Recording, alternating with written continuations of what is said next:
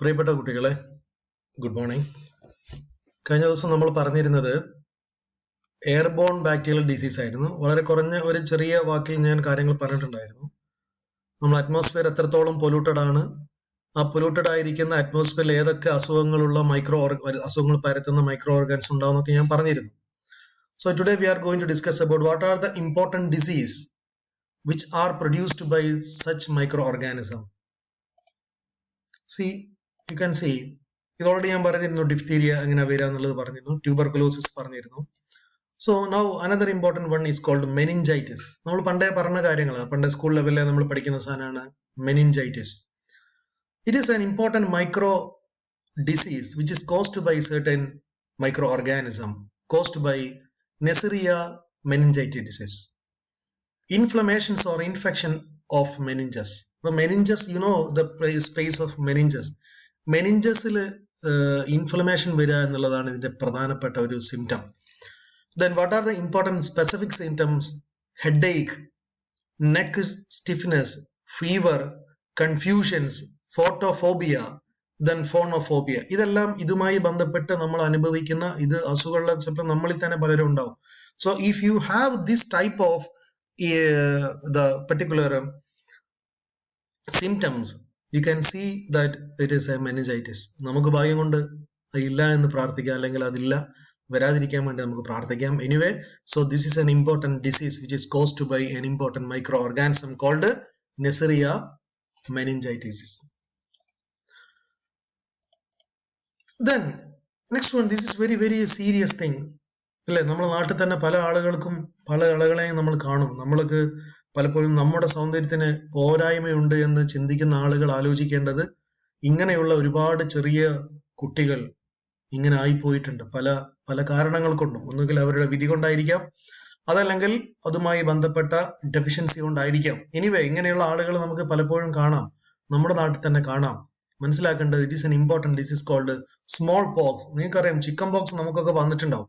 പക്ഷേ smallpox is another important disease which is caused by or which is initiated by some important microorganism, caused by the most important virus, or we can say that the most important microorganism called Poxyviridae family. Poxyviridae family വരുന്ന Varroa major and Varroa minor. These are the, or we can say that Varroa minor and Varroa major are the two important microorganism or virus which is caused by this particular disease, and which is localized in small blood vessels of skin and mouth, rash and fluid filled blisters.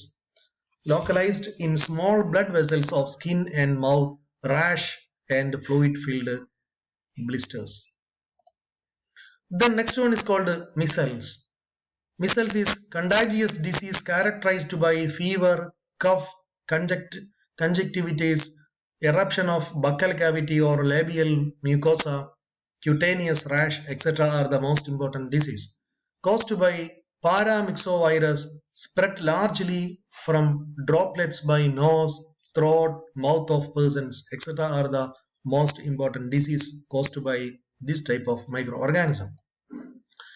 Then next one is called influenza. പലപ്പോഴും നമ്മൾക്ക് തന്നെ feel ചെയ്യുന്ന ഒരു airborne disease ആണ്. Micro organism ഉണ്ടാക്കുന്ന airborne disease ആണ്. നമ്മൾ പറയുന്നത് മൈക്രോ പ്രസന്റ് ഇൻ എയർ എന്നാണ്. നമ്മളത് എക്സ്പ്ലെയിൻ ചെയ്യുന്നതും മനസ്സിലാക്കുന്നതും ഇത്തരം ഡിസീസിലൂടെയാണ്. ഇതൊക്കെ നമുക്ക് അറിയുന്നത് കൊണ്ടാണ് ഞാൻ ഇത്തരം എക്സാമ്പിളിലൂടെ ഈ ഓർഗാനിസത്തിനെ പരിചയപ്പെടുത്തുന്നത്. It's an acute respiratory disease characterized by fever, cough, headache, inflamed respiratory membranes caused by myxovirus. So it is an important അല്ലെ. നമുക്ക് തന്നെ അറിയാലോ, നമ്മൾ പുറത്ത് പലപ്പോഴും ഇപ്പൊ തന്നെ നമ്മൾക്കറിയാം നമ്മൾ എത്രത്തോളം കോൺഷ്യസ് ആണ് നമ്മുടെ ഈ മൈക്രോബിയൽ ഡിസീസുമായി ബന്ധപ്പെട്ടിട്ട് അല്ലെ. പലതരത്തിലുള്ള ഡിസീസും നമുക്ക് അനുഭവപ്പെടുന്നത് ഈ പറയുന്ന എയറിൽ നിന്നാണ്. ഇപ്പം ഒരു പരിധി വരെ നമ്മൾ കോവിഡ് വന്നതുകൊണ്ട് തന്നെ നമ്മൾ ഇങ്ങനെയുള്ള മാസ്ക് പോലെയുള്ള മെറ്റീരിയൽ നമ്മൾ ഉപയോഗിക്കുന്നത് കൊണ്ട് വി ക്യാൻ സേ ദാറ്റ് നമ്മൾ സേഫ് ആണെന്നല്ലോ. പക്ഷെ കഴിഞ്ഞ ദിവസം വളരെ വൈറലായിട്ടുള്ള ഒരു വീഡിയോ നമ്മൾ കണ്ടിട്ടുണ്ട്, മാസ്ക് ഉണ്ടാക്കുന്ന ഒരു അവസ്ഥ നമ്മൾ കണ്ടിട്ടുണ്ടായിരുന്നു. അപ്പൊ പലപ്പോഴും അങ്ങനെയുള്ള സ്ഥലത്ത് നിന്ന് കിട്ടുന്ന മാസ്ക് ആണ് നമ്മൾ വെച്ചിട്ടുണ്ടെങ്കിൽ നമുക്ക് സാധാരണ കോവിഡിനേക്കാളും വലിയ മാരകമായ അസുഖങ്ങൾ വരാൻ സാധ്യതയുണ്ട്. എനിവേ, ഇതൊക്കെ നമ്മളൊരു പരസ്പര വിശ്വാസത്തിന്റെ പേരിലാണ് ഇത്തരം കാര്യങ്ങളൊക്കെ ചെയ്യുന്നത്. ഒന്നുകിൽ മാസ്ക് വെച്ച് കഴിഞ്ഞാൽ അസുഖം വരില്ല എന്നുള്ളൊരു വിശ്വാസം, പക്ഷെ നമ്മൾ ആലോചിക്കുന്നത് നമ്മൾ കുറച്ചുകൂടി കോൺഷ്യസ് ആവുക എന്നുള്ളതാണ്. We must have A conscious. നമ്മളിപ്പോ മാസ്ക് വാങ്ങിയിട്ടുണ്ടെങ്കിൽ ആ മാസ്ക് നന്നായിട്ട് ചുടുവെള്ളത്തിലിട്ട് അലക്കിയതിന് ശേഷം മാത്രമേ നമ്മൾ യൂസ് ചെയ്യൂ. നോർമലി നമ്മൾ യൂസ് ചെയ്യുന്ന മാസ്ക് തന്നെ ചുടുവെള്ളത്തിലിട്ട് നന്നായിട്ട് എന്താ പറയുക ക്ലീൻ ചെയ്യണമെന്നാണ് പറയാം.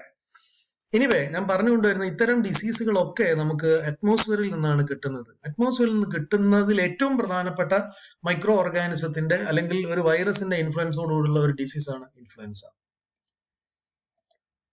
Then airborne fungal disease. അപ്പൊ എയർബോൺ നോർമൽ ഡിസീസ് പറഞ്ഞു, വൈറൽ ഡിസീസ് പറഞ്ഞു, ഇനി fungal disease.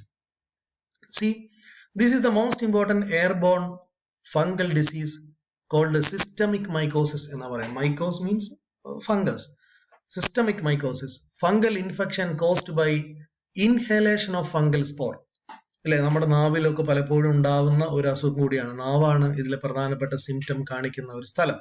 Mycosis initiate in skin. സാധാരണ സ്കിന്നിലാണ് ഇത്തരത്തിലുള്ള വൈറസ് അല്ലെങ്കിൽ മൈക്രോ ഓർഗാനിസം ലൈക്ക് ഫംഗസ് നമ്മളിൽ ഉണ്ടാക്കുന്ന പ്രധാനപ്പെട്ട പ്രശ്നങ്ങൾ നമുക്ക് കാണാൻ പറ്റുക. ദെൻ എന്തൊക്കെയാണ് ഇതിന്റെ symptoms? Fever, chills, night sweats, weight loss, depression. People are at risk of fungal infections when they are taking strong antibiotics for a long period of time, because antibiotics kill not only damaging bacteria but healthy bacteria as well. This alters the balance of microorganisms in the mouth, vagina, intestine and other places in the body and result in an overgrowth of fungus. അപ്പം പലപ്പോഴും നമ്മൾ ആലോചിക്കുന്നത് വെച്ചാൽ once ഇത് നമ്മുടെ ബോഡിയിൽ establish ആയി കഴിഞ്ഞാൽ പിന്നീട് പല ഭാഗത്തിലേക്കും ഇത് സ്പ്രെഡ് ചെയ്തു പോകും. സോ അതുകൊണ്ട് listen and careful about this particular disease. ഇതൊക്കെ നമ്മൾ എപ്പോഴും അവെയർ ആയിക്കൊണ്ടിരിക്കേണ്ട ആൾക്കാരാണ്. പ്രത്യേകിച്ച് നമ്മൾ മൈക്രോ ഓർഗാനിസത്തിനെ കുറിച്ചും മൈക്രോബയോളജിയും പഠിച്ചുകൊണ്ടിരിക്കുന്ന നമ്മൾ പോലും ശ്രദ്ധിക്കാതെ പല അസുഖങ്ങളും നമ്മുടെ ബോഡിയിൽ വരും. So we must have A care about this type of micro organism. Okay, that's all. ഇത്രയാണ് നമ്മുടെ പ്രധാനപ്പെട്ട മൈക്രോബിയൽ ഡിസീസുമായി ബന്ധപ്പെട്ട് നമുക്ക് പറയാനുള്ളത്.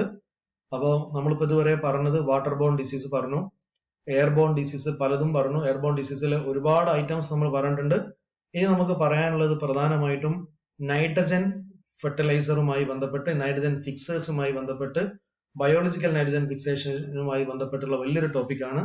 അത് ഒരു വീഡിയോ ഞാൻ കുറച്ച് കഴിഞ്ഞിട്ട് തരാം. So first you should watch this particular video about micro organism. അപ്പൊ നമ്മൾ ഇന്ന് പറഞ്ഞത് എയർബോൺ ഡിസീസ് ആണ്. Thank you.